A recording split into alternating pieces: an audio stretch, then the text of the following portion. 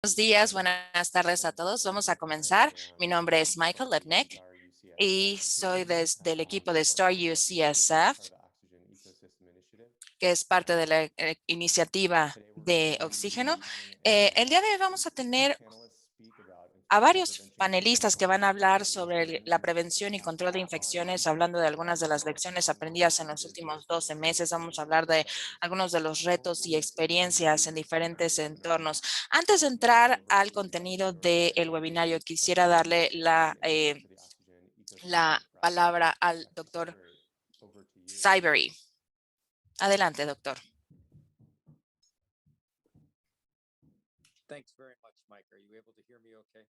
Ok, muchísimas gracias. ¿Todos me pueden escuchar bien? Sí.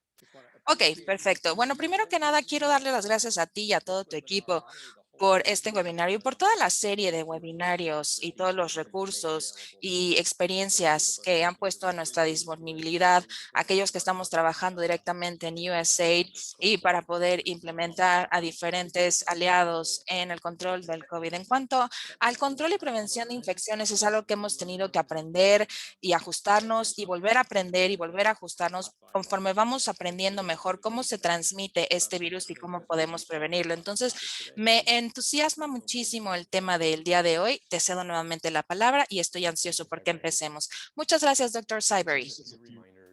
Estos son algunos recordatorios. Estamos grabando este webinario. Toda la información que compartamos aquí es solamente con fines educativos y no se trata de reemplazar ningún tipo de decisión médica.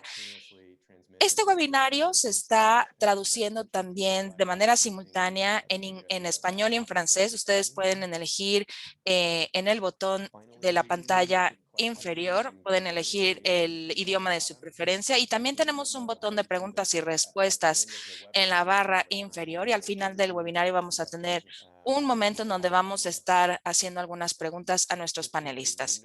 Como recordatorio, también aquí se encuentran algunos de los sitios en donde pueden encontrar contenido y material educativo que podría ser mencionado en las discusiones del día de hoy y que se ha creado como parte de este proyecto y es de relevancia para la prevención y control de infecciones, en especial sobre el portal opencriticalcare.org. Tenemos información y materiales de capacitación, así como materiales visuales que pueden encontrar también en la página de capacitación y también tenemos un curso sobre el equipo de protección personal creado por los colaboradores alrededor del mundo y dirigido por Lifebox con el apoyo de USA, STAR y UCSF. Entonces pueden encontrar los links aquí. El día de hoy es un placer para mí presentarles a nuestros tres panelistas y conferencistas. Primero tenemos a la doctora Deborah Yekoa. La doctora Deborah Yekoa es profesora de medicina, es también la directora médica de epidemiología y prevención de infecciones en UCSF Health y también está en el consejo en el consejo también de control e infección de infecciones relacionado con todo esto. Y es actualmente la vicepresidenta de la Sociedad de Epidemiología de Norteamérica y fue la presidenta de esta asociación también. A continuación tenemos a Rogers Rodríguez Ayevare. El doctor Ayevare es un coordinador de las contramedidas médicas del Departamento de Seguridad de Salud Global del Instituto de Enfermedades Infecciosas en Uganda. El doctor Ayevare tiene muchísimos años de experiencia en prevención y control de infecciones, así como en el desarrollo de capacidad para investigación durante brotes epidemiológicos y ha sido parte de muchas fuerzas laborales de control de infecciones y para la gestión de diferentes infecciones para patógenos emergentes y reemergentes y desde el 2018. Y por último, tenemos al doctor Shavin Jacob. El doctor Jacob es un médico de control de infecciones y también es un conferencista clínico senior de la Escuela de Medicina Tropical de Liverpool. Durante los últimos 5 años ha estado haciendo investigación para tratar de mejorar los resultados en los pacientes que tienen enfermedades que atentan contra su vida y trabaja en Uganda, en donde vive actualmente. Es también director de la colaboración de investigación africana de sepsis y también es consultor de la OMS para mejorar el manejo de sepsis y de otras enfermedades infecciosas. Es el director líder del Departamento de Seguridad de Salud Mundial y también ha estado en uno de los pilares del manejo del COVID-19 en Uganda. Muchísimas gracias a todos por unirse y sin mayor retraso vamos a cederle la palabra a la doctora Yokoa para que nos dé su presentación. Muchas gracias. Adelante.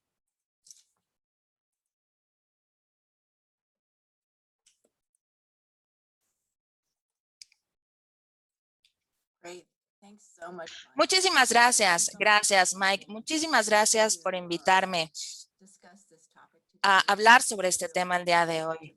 Es un verdadero placer estar aquí y poder participar. Bueno, estos son algunos de los mensajes clave que tengo para esta presentación. No voy a leerlos todos en este momento, pero sí voy a regresar a ellos al final. Sí quisiera resaltar que he tenido el placer de poder ver las diapositivas del doctor Ayebare con anticipación y es bastante impresionante los similares que son los retos en nuestros entornos. Durante la próxima media hora, estos son los temas que voy a estar cubriendo brevemente. Voy a hablar un poco sobre el marco general para la prevención y control de infecciones para proporcionar atención médica durante el COVID. Pero también quisiera resaltar algunos de los grandes retos que ha planteado el COVID-19 en la aplicación de este marco. Y también quisiera abordar brevemente algunos de los riesgos de la protección respiratoria y la controversia de utilizar mascarillas versus respiradores y qué es lo que constituye un procedimiento que genera aerosoles. Y finalizaré con un poco de qué es lo que podemos aprender de los brotes de COVID-19 en hospitales. Y comienzo comentándoles que aplicar la prevención y control de infección durante esta pandemia del COVID-19 ha sido sumamente desafiante. Es algo que hemos sabido solamente durante los últimos 16 meses y seguimos conociendo y aprendiendo más y más de la manera en la que se transmite este virus de manera casi diaria. Y además de todo esto, el virus sigue evolucionando de maneras que impactan la transmisión epidemiológica. Por lo tanto, estamos tratando de ir construyendo estas declaraciones conforme vamos aprendiéndolas y conociéndolas. Y se trata de poder ir haciendo ajustes en nuestra práctica y en nuestras recomendaciones conforme vamos aprendiendo más durante el transcurso de esta pandemia. Me parece que muchos de ustedes aquí han visto este diagrama anteriormente. Este es la jerarquía de controles utilizada por los Centros de Control y Prevención de Infecciones de Estados Unidos, minimizando los riesgos en los lugares de trabajo. Este es el marco que nosotros hemos utilizado también para la prevención y control de infecciones. Y se darán cuenta que es una pirámide invertida en donde las estrategias más efectivas están en la parte superior y conforme vamos yendo hacia abajo, van siendo menos efectivas las estrategias. En la parte superior tenemos las estrategias que están dirigidas a eliminar los riesgos completamente. Y por supuesto que estas son las estrategias más efectivas. Vamos bajando a la sustitución de los riesgos que son menores en cuanto al riesgo. Después los controles de ingeniería que cambian el entorno físico de manera que minimiza los riesgos y pasamos a los controles administrativos que cambian la manera en que la gente trabaja y se comporta para minimizar los riesgos. Y por último, tenemos también la utilización del equipo de protección personal o PPE en inglés. Y se encuentra aquí el equipo de protección personal porque esto nos requiere que estemos conscientes de los riesgos, que tengamos acceso al equipo de protección personal que se necesita utilizar, que se esté utilizando de la manera adecuada. Y hay muchísimas contingencias que afectan la efectividad del equipo de protección personal. Aquí incluí también algunos ejemplos y estrategias que son específicas a el COVID-19 y que se involucran en estas diferentes capas de control. Al inicio de esta pandemia, muchos estuvimos capacitados a tratar tratar de eliminar los riesgos o los peligros, minimizando a la mayoría de las personas que estuvieran en nuestras instalaciones médicas con COVID-19 que pudieran potencialmente transmitirles la enfermedad a otras personas, lo que significó el cerrar servicios no esenciales, cancelar cirugías que no fueran urgentes y visitas, tener visitas restrictivas o restringir las visitas. Y esto tenía que decir que las estrategias de este tipo no eran sustentables con el paso del tiempo porque también teníamos que poder dar atención médica a nuestros pacientes con COVID-19 y durante el transcurso de esta pandemia nos hemos dado cuenta y hemos ido confiando muchísimos más en estas capas de control, por ejemplo, en los controles de ingeniería. La gente ha sido bastante creativa tratando de encontrar las maneras de poder fomentar el distanciamiento social, teniendo particiones físicas y volver a arreglar o a reacomodar los asientos y tratar de tener muchísima más ventilación en los lugares. Y tenemos muchísimos ejemplos de los controles administrativos que enfatizan básicamente diferentes cosas como la higiene de manos, tamizar a todas las personas diariamente que vienen a los hospitales para ver los síntomas que tienen, tratar de ir escalando los brotes y evitando que la gente esté en un lugar cerrado al mismo tiempo. Hay muchísimos ejemplos que se han dado en los controles administrativos y al final tenemos también el equipo de protección personal y vamos a discutir más esto a profundidad posteriormente. Esta es la manera en la que nosotros abordamos la diseminación de las infecciones y las estrategias de control. Básicamente tenemos algunas precauciones, tenemos las precauciones estándar que se aplican a todos los pacientes a todo lo largo, independientemente de su condición. Y también tenemos las precauciones basadas en las transmisiones que se utilizan en infecciones que necesitan más que las precauciones estándar para evitar su diseminación.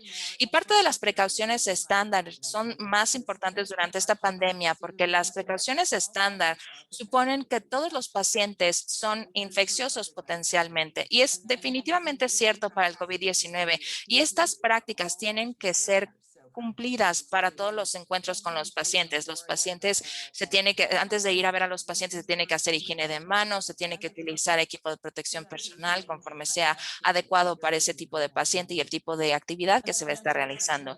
Y también mencioné algunas precauciones de transmisión. Estas son las tres en las que pensamos generalmente. Las precauciones de contacto que se utilizan para las infecciones que se transmiten directamente con el contacto con el paciente o el entorno contaminado del paciente.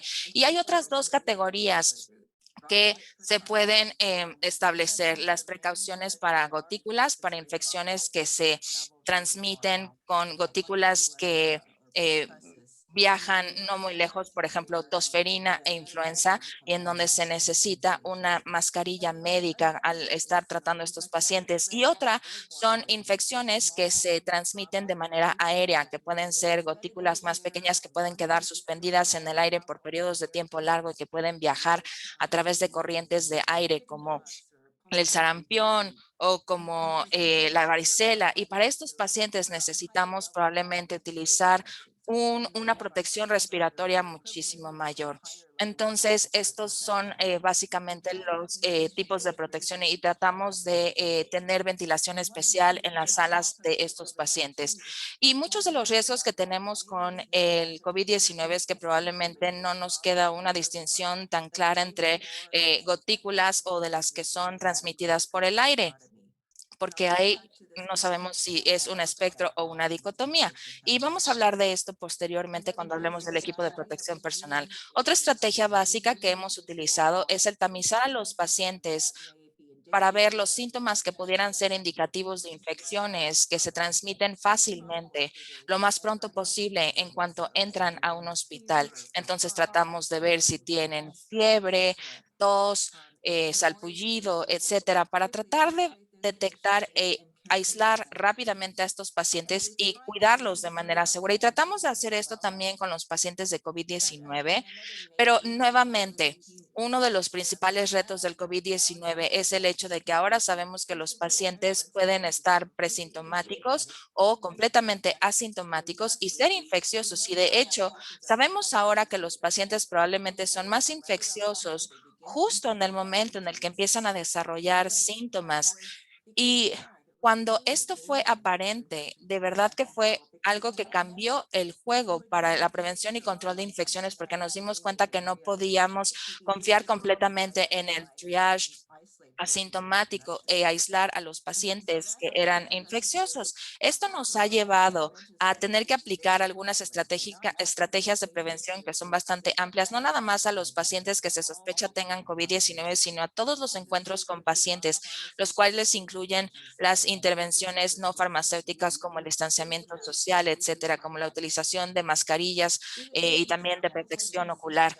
Esto es básicamente lo que vemos de algunas señales visuales que ponemos como recordatorio en todos lados para los visitantes, para los pacientes y para el personal para que tengan el distanciamiento social lo más que se pueda. También mencioné anteriormente la utilización de los cubrebocas. Esto se ha adoptado en la mayoría de las instalaciones. Esto tiene un propósito doble: el control de la fuente, la persona que está infectada va a hacer menos posible que lo transmita a otros, y también es una protección para la persona que está utilizando el cubrebocas para evitar que se contagie. También tratamos de fomentar que los pacientes y los visitantes utilicen la mascarilla, y esto incluye a los pacientes que están en las salas de exploración o que están en las camas de hospital, a no ser que haya algunas contraindicaciones médicas. En muchos de nuestros hospitales también se ha agregado, además de la protección con cubrebocas, también la protección ocular como una capa extra de protección. Y también quisiera mencionarles que ha habido muchísimos desafíos y el acceso para el diagnóstico y las pruebas durante esta pandemia, que muchas de nuestros hospitales por lo menos en Estados Unidos hemos adoptado unas estrategias de pruebas bastante agresivas. No solamente hacemos pruebas a los pacientes que tienen síntomas que sugieren COVID-19, sino también a los pacientes que son asintomáticos y que están en situaciones de alta transmisión. Por ejemplo, para los pacientes que están a punto de entrar en un procedimiento generador de aerosoles, o los pacientes que están ingresados en el hospital, etcétera.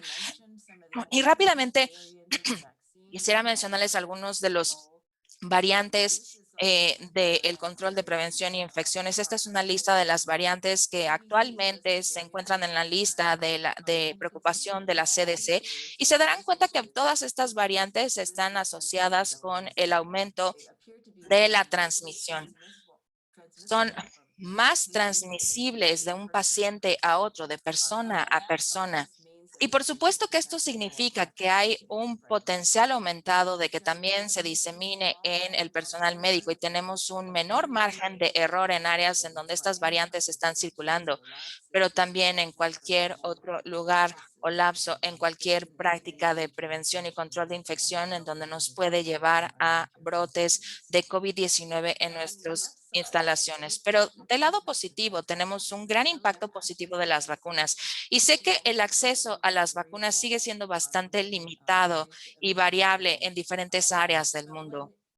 Pero cuando estén disponibles las vacunas, es importante el poder promover fuertemente la vacunación. Hay datos acumulados que dicen que la vacunación protege bastante a nuestro personal médico. Esto es un ejemplo de un estudio liderado por la CDC, en donde estuvieron viendo aproximadamente 4,000 profesionales de la salud, y básicamente le hicieron pruebas a estos participantes utilizando pruebas PCR para SARS-CoV-2, y se veía que los que estaban vacunados tenían un 90% menos probabilidad de infectarse. Entonces es muy importante poder vacunar a nuestros profesionales de la salud.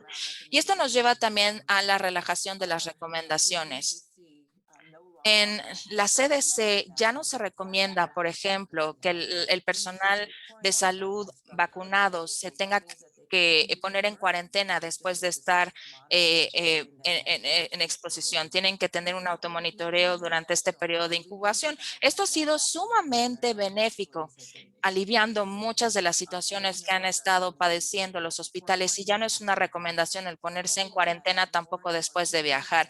Y esto se está volviendo más común cuando la gente se está empezando a vacunar más y más y está aumentando la densidad y el número de eh, personal profesional de la salud que ya pueden seguir trabajando y también pueden estar en la parte de la enseñanza médica. Y quisiera también hablar rápidamente de que la mayoría de los pacientes con COVID-19 no necesitan ser hospitalizados, solamente tienen que ser hospitalizados algunos. Y quisiera mencionar que el sitio web de la CDC tiene guía bastante útil para poder cuidar a alguien que se encuentra en casa. La mayoría de las recomendaciones tienen sentido común, son bastante directas e incluyen cosas como tratar de separar a la persona enferma lo más que se pueda. Lo ideal sería que esté en un cuarto separado, pero entiendo que también hay muchas circunstancias en las que esta situación no es posible, pero por lo pronto tratar de tener una distancia física lo más que se pueda, optimizar la ventilación en casa, tratando de abrir las ventanas, evitar que vengan los visitantes. Estas son algunas de las recomendaciones de sentido común. El enfermo y el cuidador deben de estar utilizando una mascarilla lo más que se pueda y el estar limpiando las superficies y las manos con frecuencia. Y rápidamente quisiera hablar también sobre algunas iniciativas de las infecciones respiratorias y su transmisión. Hay dos categorías que yo había mencionado de la transmisión, que podía ser con las gotículas más amplias y también las que son precauciones de transmisión aérea. La epidemiología de SARS-CoV-2 sugiere que el COVID se transmite a través de una transmisión de gotículas a un rango corto. No vemos tantos brotes de infección en entornos hospitalarios con infecciones, por ejemplo, como el sarampión, que se transmiten de manera aérea. No lo vemos así con el COVID-19. Sin embargo, al parecer, la transmisión aérea puede suscitarse en situaciones especiales, especialmente en espacios cerrados, con ventilación pobre, con una exposición prolongada, que nos lleva a estos eventos de superdiseminación que hemos escuchado, como en los restaurantes, los gimnasios, la práctica del coro, etcétera. Y lo que ha sido aparente es que el riesgo de transmisión depende de diferentes factores. Qué tan infeccioso es la fuente o qué es el paciente, y al parecer los pacientes son mucho más infecciosos en el momento en el que están asintomáticos. Y si la infección sucede en ese punto, el riesgo de la transmisión va a ser relativamente alta. También la contundencia de las emisiones respiratorias, por ejemplo, los procedimientos que generan aerosoles, es un alto riesgo de transmisión.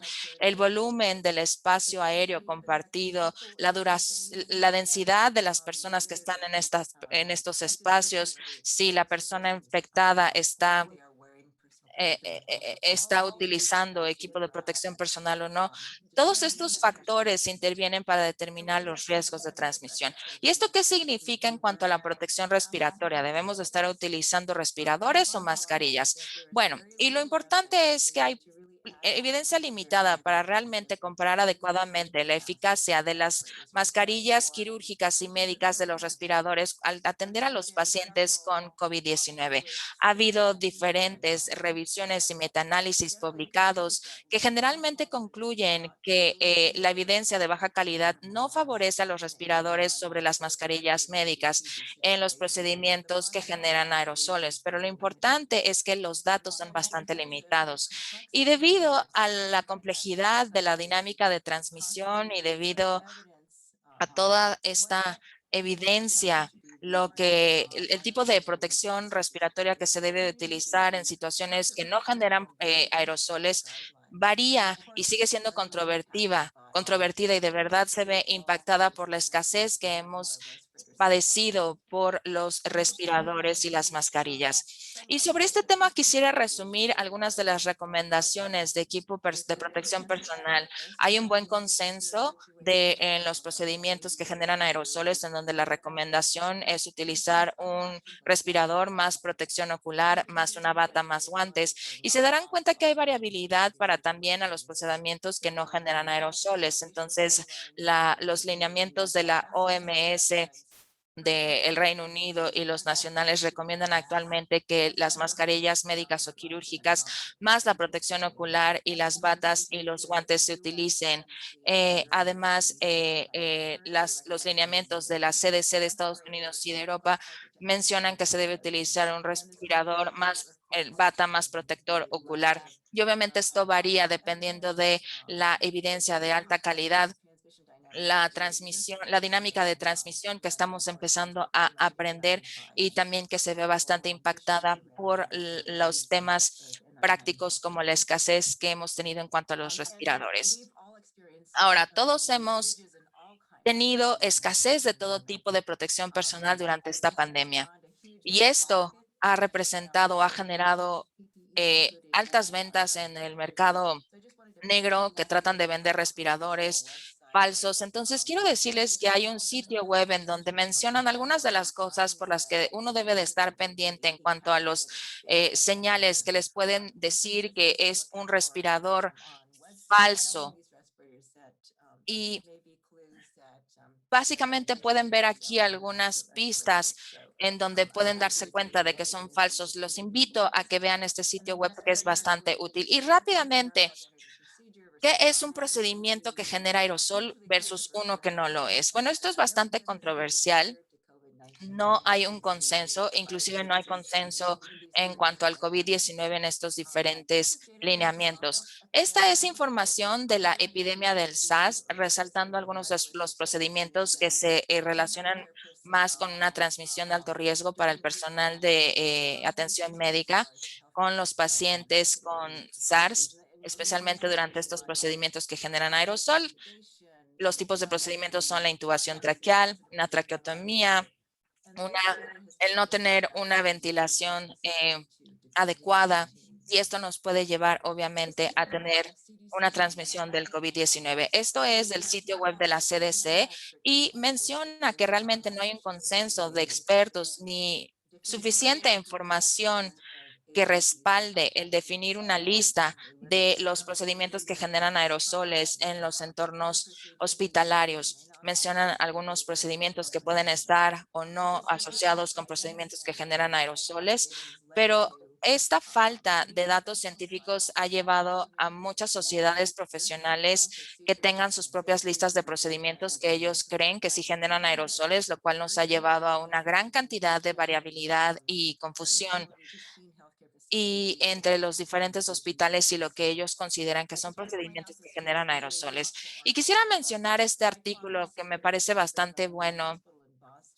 de un hospital en Boston, en donde hablan sobre el concepto de que a lo mejor no estamos pensando o viendo esto de la manera adecuada, estamos pensando tanto en los procedimientos que generan aerosoles que no nos damos cuenta que hay otras situaciones en las que también hay transmisión de aerosoles y que esta transmisión es muchísimo más alta dependiendo de factores tales como que el paciente esté, por ejemplo, teniendo un RCP o una ventilación no invasiva de presión positiva o con medicamentos nebulizados y la infección. Y depende de qué tan cerca estén de la fuente y si están intubando al paciente, si están justo enfrente de la cara del paciente. Probablemente este puede ser el factor de riesgo que aumente el riesgo de transmisión, así como por cuánto tiempo están en contacto con la fuente de contagio. Entonces, esto es bastante parecido a lo que había mencionado anteriormente. Y por último, hay algunas cosas que quisiera compartirles sobre qué es lo que hemos aprendido de los brotes del COVID-19. Estas son algunas cosas en común que hemos tenido en nuestra experiencia y la experiencia de nuestros colegas y de lo que se ha publicado en la literatura. Y esto incluye las observaciones como la exposición del personal de salud, que generalmente pasan en la comunidad y que también tienen exposiciones durante su sitio de trabajo, lo cual puede no estar relacionado con las actividades en cuanto a la atención que le dan a los pacientes. Hay muchos ejemplos en donde hay exposición, en donde tenemos al personal de salud, en donde está cerca de otros, tomándose un receso o está comiendo, están compartiendo los alimentos y se quitan la mascarilla en ese momento y están cerca uno de otro. Muchos de estos brotes están relacionados con los pacientes en donde las infecciones se dieron antes de su diagnóstico del COVID-19. Entonces, una vez que estos pacientes son diagnosticados y se están aislados de manera adecuada y todo el mundo utiliza el equipo de protección personal, obviamente la transmisión se minimiza. Pero también hay muchos riesgos que están involucrados en un mal uso de las mascarillas o del equipo de protección personal. Este solamente es un ejemplo de una muy buena descripción de un brote bastante grande en el hospital de Birmingham en Women's Hospital, en donde se infectaron eh, 14 pacientes y 38 personas del personal. Y el caso índice fue una historia de un paciente con enfermedad pulmonar crónica en donde había sido ingresado al hospital para un procedimiento electivo, en donde tenía la prueba del SARS-CoV-2 había sido negativo a su ingreso. Iba empeorando en cuanto a sus síntomas respiratorios, se trató con medicamentos de nebulización y con oxígeno de alto flujo, se le volvió a hacer una prueba y ya dio positivo en la prueba de PCR del COVID-19. Y para ese momento ya 3 de sus compañeros de cuarto habían sido infectados, los cuales también infectaron a otras personas y también a personal médico, los cuales infectaron a otros de sus colegas y entonces fue un brote bastante grande. Y algunos de los factores de riesgo que identificaron aquí para el personal de médico es el estar presentes cuando los pacientes están recibiendo medicamentos nebulizados, el interactuar con otros miembros del personal que también terminaron siendo positivos, pasar más tiempo con los pacientes infectados y no utilizar protección ocular. Entonces, basándose en las observaciones, estas son las respuestas que propusieron.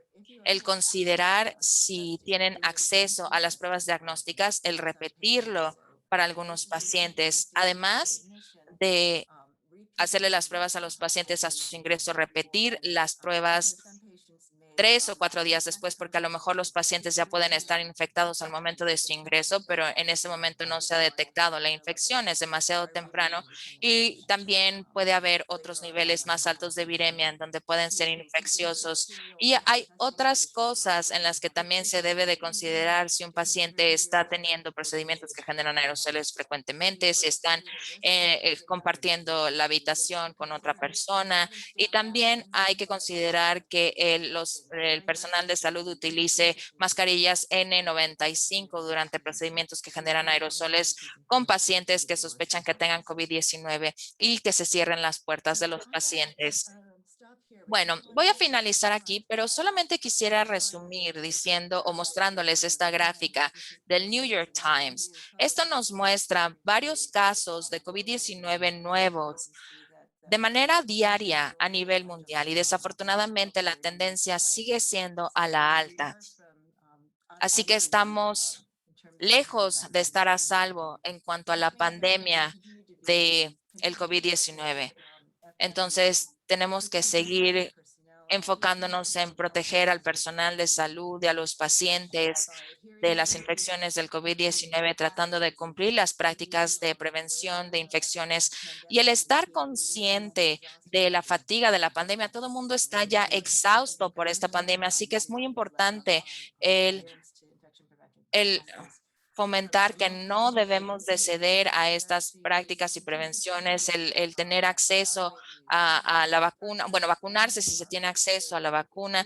Y obviamente nosotros aprendemos por nuestra propia experiencia y la experiencia de los demás y tratamos de hacer ajustes en respuesta a el conocimiento nuevo, a los picos nuevos, etcétera, todo lo que se presente y el estar conscientes de que el COVID-19 va a necesitar ajustes de largo plazo a las prácticas. Así que aquí finalizo y voy a recibir las preguntas al final de todas las presentaciones. Muchas gracias. Gracias, doctora Yokoe. Muchísimas gracias por su presentación.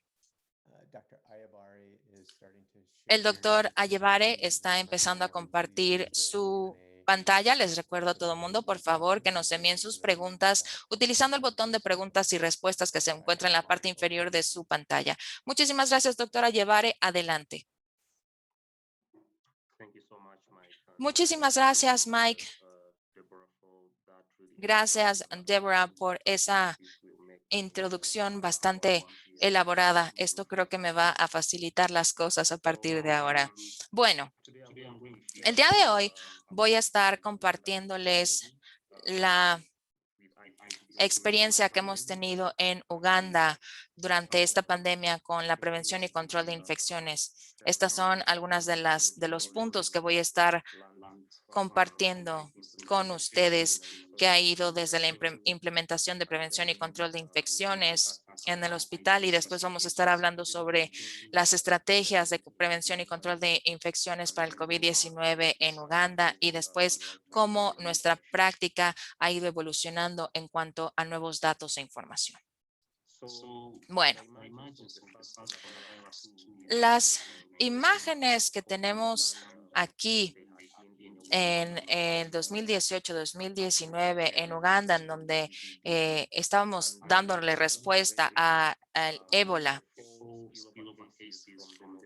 Hubo un derrame de casos en Uganda que se traducía en una transmisión que nos dio un 92% de preparación utilizando una evaluación una herramienta de evaluación. Independientemente de esto, debido a un simulacro nacional que tuvimos, pudimos resaltar algunas de las brechas en la práctica de prevención y control de infecciones, en donde vimos que era necesario tener una intervención yendo hacia adelante. Después llegó el 2020 y, como ustedes sabrán, se reportó el nuevo coronavirus en China y Uganda tuvo el primer caso el 17 de marzo del 2020, y estos números han ido aumentando. Llevamos ya más de 41,000 casos, tenemos 341 muertes y más de 1,000 infecciones del personal de salud. Y lo más importante es saber que la Secretaría de Salud estaba también lidiando con otras enfermedades como la fiebre amarilla, el cólera, la fiebre hemorrágica del Congo y Crimea y otras. Así que, probando la respuesta al COVID-19, las estructuras que se van implementando para la respuesta del ébola, tratamos de ver esto durante el horizonte, tratando de tener unas guías para la prevención y control de infecciones, capacitando al personal sobre este tipo de guías, especialmente en los hospitales en donde se iban a recibir a los viajeros que regresaban al país. Y también el tener estas prácticas de prevención y control de infecciones en actividades rutinarias como el triage, la atención clínica y también las actividades en la comunidad. La Secretaría de Salud adoptó la estrategia de la OMS que se le dio básicamente a tratar de cumplir con todas las estrategias, el implementar las precauciones de contacto, aislamiento aéreo y por gotículas, y también tener controles administrativos y ambientales. ¿Y cómo sucedió todo esto? Bueno, Para los controles ambientales y de ingeniería, especialmente en el contexto del COVID, la gestión del flujo de aire es uno de los principales elementos que hay que considerar. Y eso fue una de las áreas más difíciles de poder abordar, ya que la mayoría de los hospitales, las estructuras de los hospitales no tenían una buena ingeniería que permitiera un buen flujo de aire para poder evitar la contaminación. Y a partir de diciembre del año pasado, no hay habitaciones con presión negativa o no hay cuartos con control de prevención. Entonces no era posible poner a los pacientes en salas de presión negativa. Entonces también imagínense que se necesitaba tener un área en donde pudiéramos aislar a las personas. Así que la Secretaría de Salud mencionó o recomendó el poder tener los centros de atención de COVID para poder tratar a los pacientes. La única opción que era viable en este escenario era el tener una mejor ventilación y el tener una separación para tratar de evitar tener mayores contagios. Y esto tuvo implicaciones en cuanto a la capacidad de las camas, porque tuvimos que aumentar el número de camas, pero tratar de evitar que la gente se congregara en un mismo lugar y también resaltar la importancia de aumentar el tamizaje para poder minimizar el riesgo de mezclar a los pacientes de COVID-19 con los pacientes que no tienen COVID-19. Para los controles administrativos, estuvimos viendo cómo iban a cambiar las operaciones por parte del personal, pero también cómo iban a ser las actividades con los pacientes en el hospital y cómo iban a cambiar. Y basándonos en las guías de la Secretaría de Salud, esto quedó a discreción de los líderes de estos hospitales para ver que también iban a adoptar estos principios regulatorios. Entonces tratamos de reajustar o poner al personal de otros departamentos para poder ayudar en la atención de los pacientes, utilizar un menor número de personal para minimizar el consumo del equipo de protección personal, requerir que el personal viviera o se quedara en el hospital durante un periodo de 2 semanas antes de que regresaran a su casa, pero obviamente es difícil poder proporcionar transporte para que las personas se vayan a su casa, especialmente durante la cuarentena, cuando se cerraron varios servicios. La Secretaría de Salud permitió todas estas estrategias para poder tener al personal dedicado y para poder sustentar este tipo de intervenciones. Para el bienestar de los pacientes, el principal reto que tuvimos era, en Uganda generalmente los pacientes vienen con una persona, un familiar que está con ellos y se queda acompañándolos todo el tiempo. Entonces, esto requirió que el hospital también considerara el mejorar los efectos personales y al garantizar que hubiera también alimentos para darles a los pacientes y el mantener la comunicación con los familiares. Y obviamente los familiares no podían entrar a las instalaciones en donde se estaban aislando a los pacientes. Entonces, el hospital tuvo que asegurarse de tener la comunicación y la comida para que se le pudiera dar a todos los pacientes mientras estuvieran bajo nuestro cuidado. Además de esto, debido a que la mayoría de los pacientes ya estaban en la sala de COVID y la parte de transporte, por ejemplo, los que conducen los autobuses, etcétera, regresan con diferentes efectos personales que llevan y traen al hospital y entonces teníamos que también asegurarlos de cierta manera durante cierto tiempo. También tuvimos un tamizaje e identificación temprana en donde realizamos diferentes algoritmos de tamizaje basándonos en la información que nos llegaba de China. La intención era poder tener un algoritmo que se pudiera implementar, que lo implementara una persona no clínica, y uno de los elementos principales era el tener la historia del viaje, así como la sintomatología.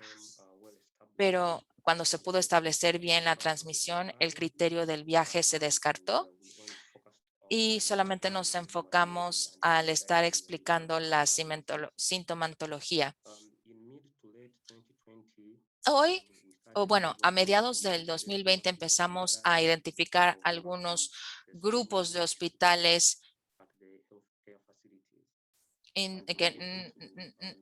independientemente de los esfuerzos de identificación, y para tratar de evitar estas aglomeraciones en los hospitales se trató de tener una estrategia mejorada en donde si alguien viene a revisarte todos los días para ver si tienes algunos síntomas que estaban asociados con el COVID-19.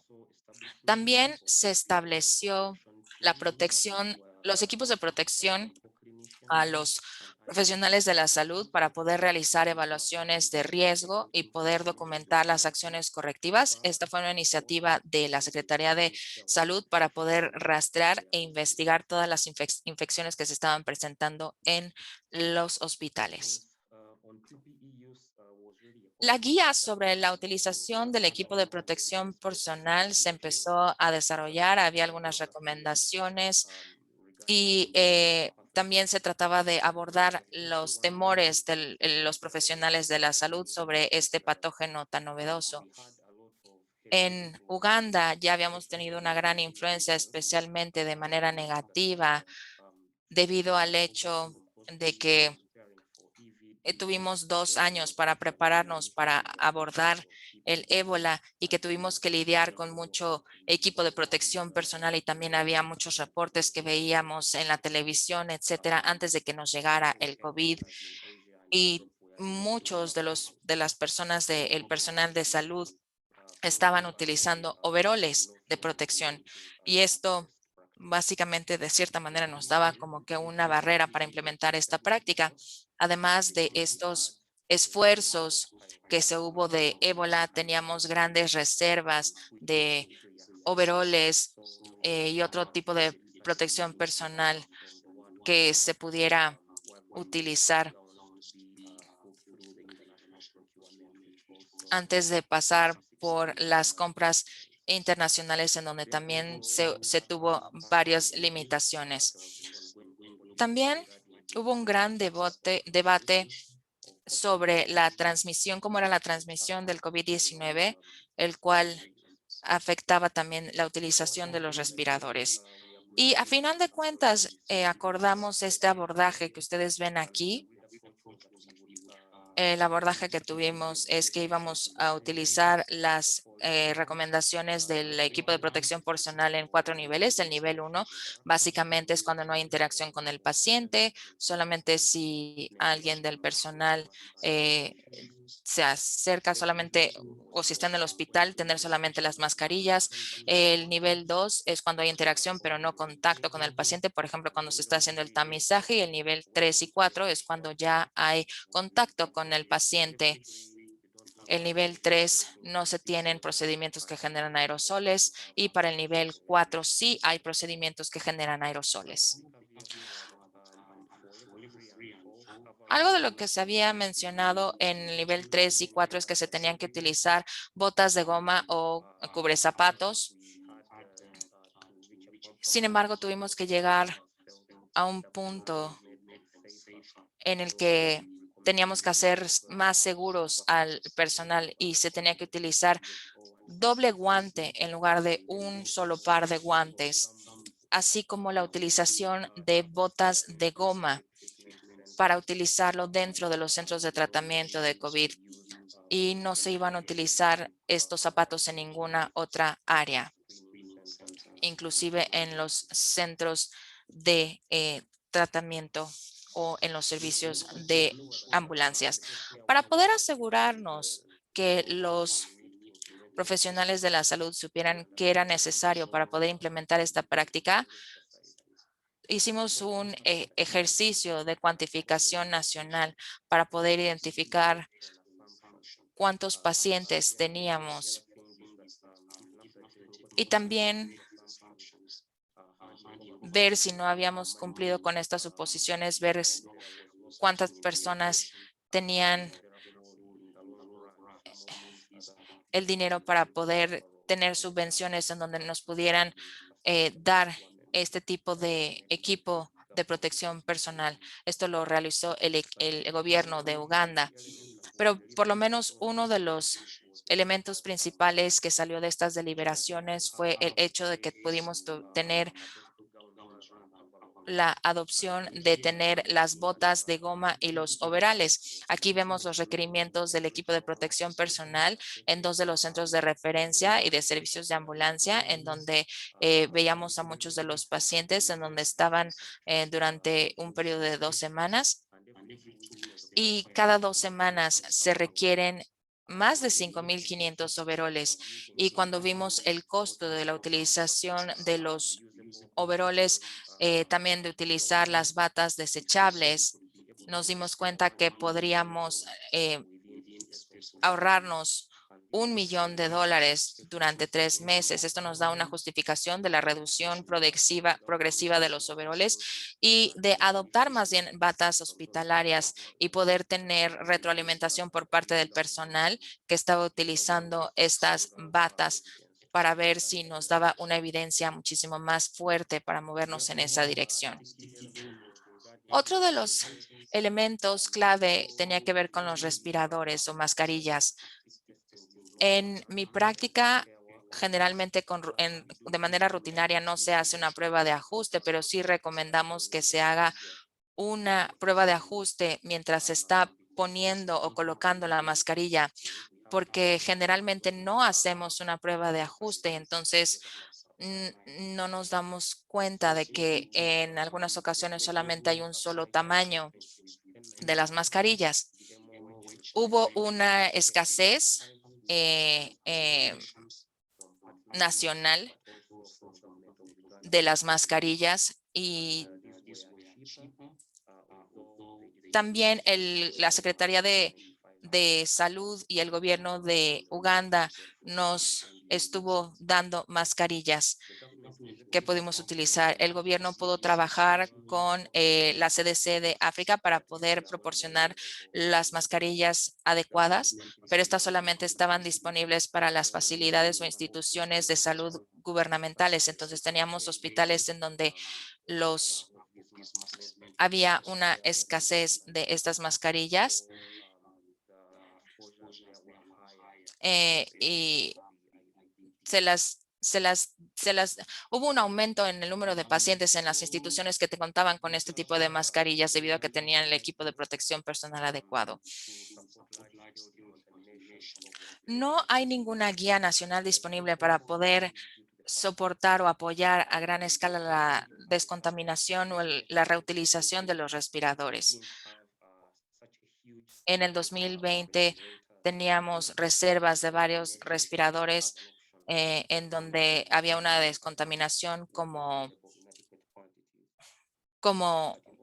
una de las opciones.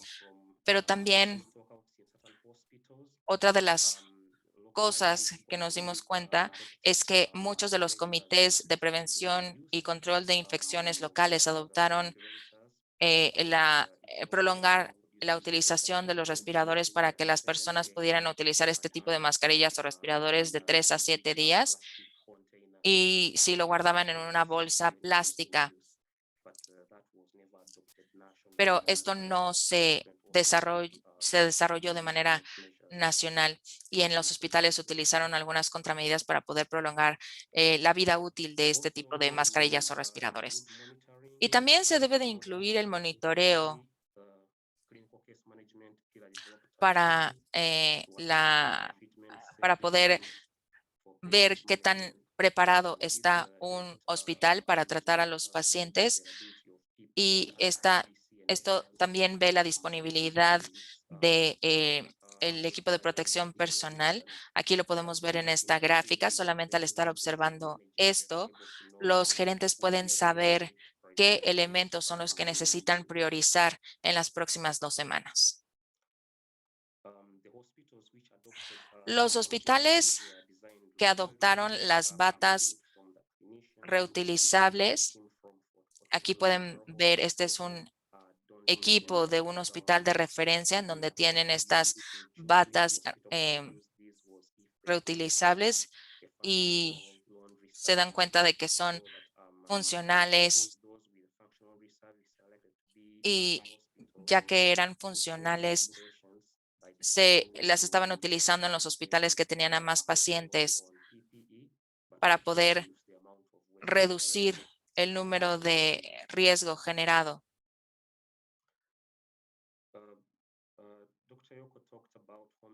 La doctora Yoko ya habló sobre esta parte de la atención en casa. Nosotros recomendamos la atención domiciliaria en la mayoría de los pacientes que son asintomáticos o que tienen síntomas leves. Estos son algunos de los principios de guía, los cuales incluyen obviamente la limpieza eh, ambiental, la higiene de manos y la separación o distanciamiento social. Pero, ¿qué también podemos decir si nuestra intervención de prevención y control de infecciones está funcionando? Bueno, esto es una gráfica de las infecciones de COVID-19 en el personal de la salud de marzo 2020 a marzo del 2021. Y podemos aquí ver que cuando tratamos de investigar algunos de los temas recurrentes que están asociados con estas infecciones, se incluye también que hay un desabasto de los suministros, lo cual nos lleva a la reutilización del equipo de protección personal y no había regulación con esto. Una percepción de un riesgo menor entre el personal de salud y un menor índice de sospecha.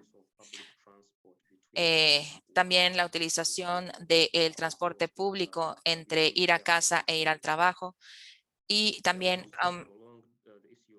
un, un aumento o un aumento en la respuesta de las pruebas. Esto hizo que el personal de salud estuviera expuesto muchísimo más tiempo antes de poder tener la información para poder tomar una decisión. También hay otras medidas a largo plazo que se toman en cuenta para poder fortalecer las prácticas de la prevención de control de infecciones, especialmente las precauciones que son algunas que pudimos tomar, por ejemplo, también durante la pandemia de ébola, eh, que se requiere también tener métricas de prevención y control de infecciones para ver cuál es la respuesta del hospital en una intervención de 3 meses. Este modelo fue el que se adoptó. Esto fue, me parece, durante la atención del VIH para poder garantizar la continuidad de los servicios de atención para la atención del VIH y también de la tuberculosis.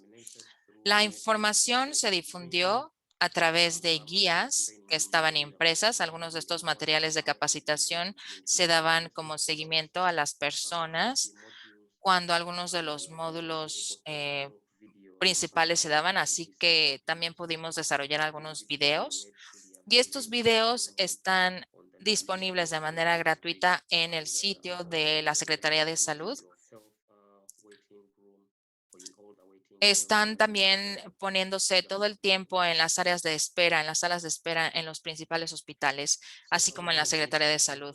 Algunos de los siguientes pasos en la realineación de las estrategias de prevención y control de infecciones nacionales. Ahora contamos con una nueva herramienta que son las vacunas y planeamos el apoyar la aceptación de la vacunación entre los miembros del personal de la salud, porque anteriormente había como dudas al respecto.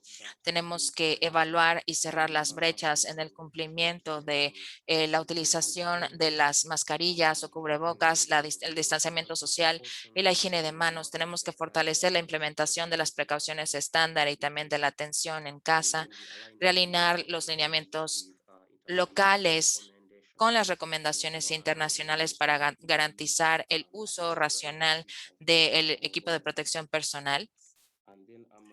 Y también el introducir logística rigurosa para la gestión de la cadena de suministro como apoyo de las mejores prácticas para saber qué es lo que está pasando en todo el mundo y obviamente para tratar de ver qué es lo que se necesita comprar y qué es lo que no se necesita privatizar. Y los principales mensajes son que, bueno, espero haberles podido compartir desde la experiencia de Uganda que el COVID-19 nos ha presentado muchísimos desafíos y que vamos a seguir necesitando de cambios sustanciales en la manera en la que proporcionamos la atención.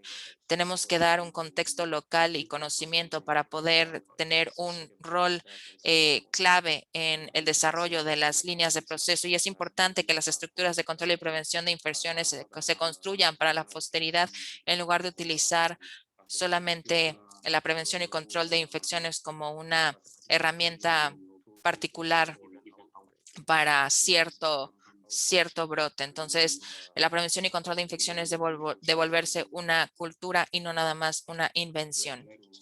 Quisiera agradecerle y reconocer a la Secretaría de Salud de Uganda, así como al Centro de Control y Prevención de Enfermedades, así como a todas las organizaciones con las que trabajamos para poder tener la prevención y control de infecciones en el sistema de salud de Uganda. Muchísimas gracias.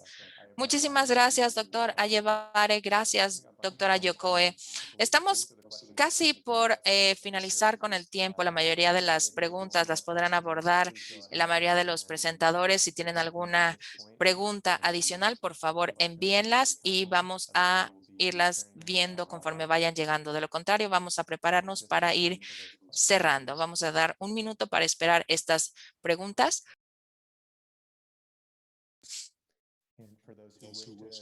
Y para aquellos que quieran enviar preguntas posteriormente, por favor vayan a opencriticalcare.org y utilicen el formato ahí. Nos dará muchísimo gusto poder también resolver las preguntas que pongan ahí. Muchísimas gracias, doctora Yokoe, doctor Ayebare, doctor Jacob.